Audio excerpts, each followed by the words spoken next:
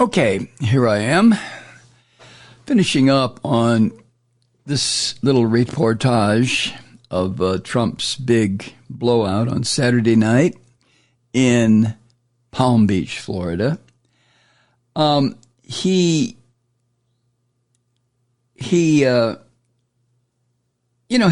entire rhetoric, of course, is hate-filled, paranoid, poisonous, and the billionaires who showed up for this circle jerk apparently feel the same way.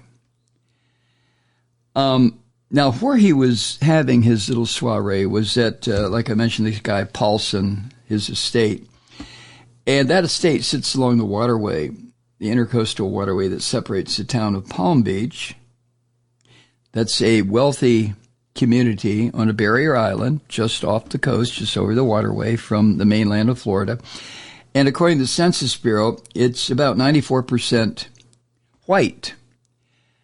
Now, the other 6% would be the slaves, you might say, the enslaved people who find little hovels to live on or live in on Palm Beach in order to do the shit work for the wealthy people who live there. But it sits on that little island and right across the waterway from West Palm Beach. Now, while 94% of the residents of Palm Beach are white, in West Palm Beach, nearly a third of residents are black and a quarter are Hispanic. And when Trump pointed in the direction of West Palm Beach, back on the mainland, and referred to the slime and the scum and the terrorists and the insane asylum escapees and the prisoners who live in West Palm Beach, that's what he was referring to. Black and Hispanic people who at the time of the party, Saturday night, were probably trying to get some rest and relaxation from working their asses off in white people's homes, doing the shit work. But, to Trump, they're subhuman. And he blamed his successor, Trump did. He blamed Joe Biden for the influx of migrants and mocked Joe Biden for what the orange bastard said were bad decisions that Biden made around there's a piece of furniture in the Oval Office called the Resolute Desk. That desk has been used by, from what I've read, 24, 25 presidents. Trump, in addressing his wealthy pigs who are there to contribute money to his campaign, Trump said, quote, "The Resolute Desk is beautiful. Ronald Reagan used it. Others used it. I used it." He then denigrated Joe Biden. He put on his, "Oh, I'm so disgusted" tone to his voice. And he said this, referring to Biden, quote, "And he's using it. I might not use it next time. It's been soiled." And I mean that literally, which is sad. End quote.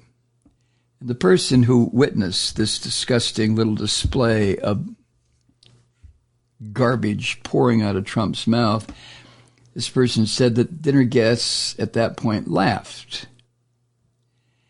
And that the orange bastard's remark was interpreted as his saying that Joe Biden had shit on the desk.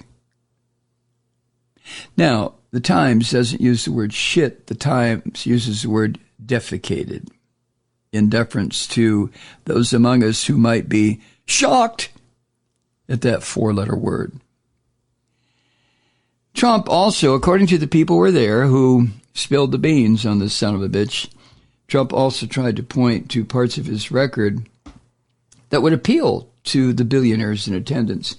The first thing, of course, is he highlighted his tax cuts that went to the wealthy and asked the people at the party about whether they had a preference for that or his regulations that allowed them to take advantage of specific write-offs.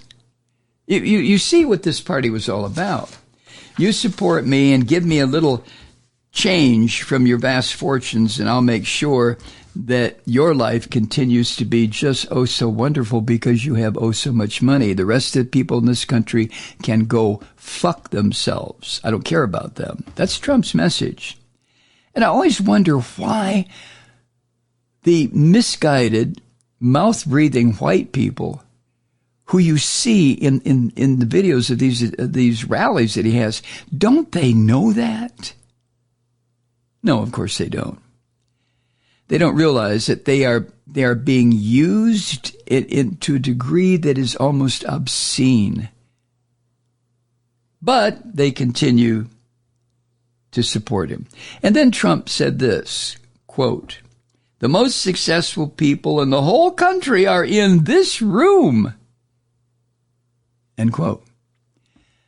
The most successful people in the country. Because that's what Trump always wanted to be. He wanted to be a real rich person, not a phony, baloney, bullshit person that he is. And he wanted respect, which you'll never get. He's a rapist. He's a thug. He's a liar, a grifter, a thief, a cheat. He cheats at golf. Oh, my God. But the most successful people in the United States were not in that room. The most successful people in the United States were busy Saturday night recovering from their work as a doctor, a lab technician, a food server in a restaurant who's trying to support a family, a truck driver trying to get goods and services across the United States so that the rest of us don't have to worry about, oh my God, they're out of toilet paper. They were scientists who weren't there. They were workers in human rights. There were people working for charities. They are the most important people in the United States. That little clutch of cheating, lying, stealing fellow billionaires. You don't become a billionaire unless you cheat, lie, and steal. Come on. Or unless you inherit it. But those were the people in attendance. But of course, Trump wanted to, stroke them. So he came up with that. The most successful people in the whole country in this room. And then, I'm almost done, then he ended his remarks, according to the New York Times, with his assessment of America's future. And it's his vision that has characterized his campaigns for the presidency. But he's got a more of a violent, apocalyptic vision in 2024. This is what he said, and not realizing that he's talking about himself, but this is what he said, quote, "This could very well be the last election this country ever has. July 4th is not as important as this, as far as I'm concerned." End quote. You can interpret that last little bit of verbal dribble that came out of his mouth any way you want to. I have no idea what the fuck he meant, but when he says this could very well be the last election this country ever has, he didn't finish the sentence, which was, if I'm elected. But I guess the slime and the swill and the garbage that attended that party with all their billions and millions, and they wouldn't understand my interpretation of that at all. Not a bit. Hi, Truth Seekers. Mike Malloy here. The Progressive Voices Network brings you commercial-free commentary from today's leading progressive radio hosts and pundits, like me, Mike Malloy, 24 hours a day. I'm not your typical old guy from the 80s or the 90s talk radio host, and Progressive Voices is not your typical talk radio network. It's a listener-supported nonprofit with no corporate control whatsoever over our broadcast. So hosts like me, Mike Malloy, are free to rant and scream and carry on about whatever we like. We're often controversial, but we're never boring. Weeknights, 9 p.m. in the East, 6 p.m. in the West on the Progressive Voices Network. Always progressive, always on. I'm Mike Malloy. Keep it lit.